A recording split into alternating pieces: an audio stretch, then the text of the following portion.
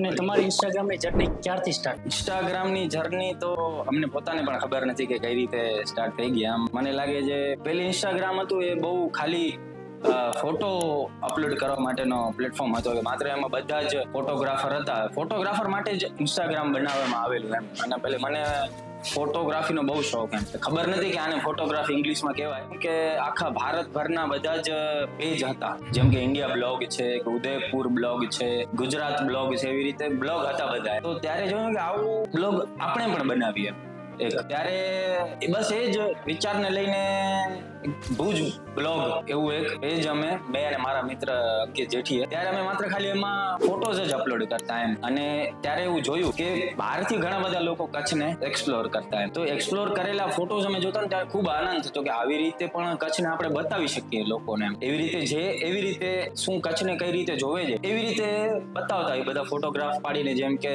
કચ્છના લોકો છે કઈ રીતે જીવન જીવે છે, કચ્છની જગ્યાઓના બહુ અદ્ભુત ફોટા બધા ફોરેનર પાડતા. અને ઘણા બધા લોકોએ મને સરાહના કરી અને કીધું કે તમે ખૂબ સારું કામ કરો છો એમ. ત્યારે એમની સાથે સાથે અમને એવું થયું કે આટલા બધા સારા ફોટોગ્રાફ્સ એમણે પાડ્યા, પણ ઘણું બધું હજી એવું છે કે આપણે પહોંચી શકતા નથી એમ. એ વિચારને લઈને અમે પણ થોડું ઘણું શોખ હતો જે ફોટો પાડવાનું અમે જ પોતે ચાલુ કર્યું. અને અમને જે રીતે કચ્છને બતાવવું હતું એ અમે ભુજ બ્લોગર્સના પેજમાં અપલોડ કરવાનું શરૂ કર્યું.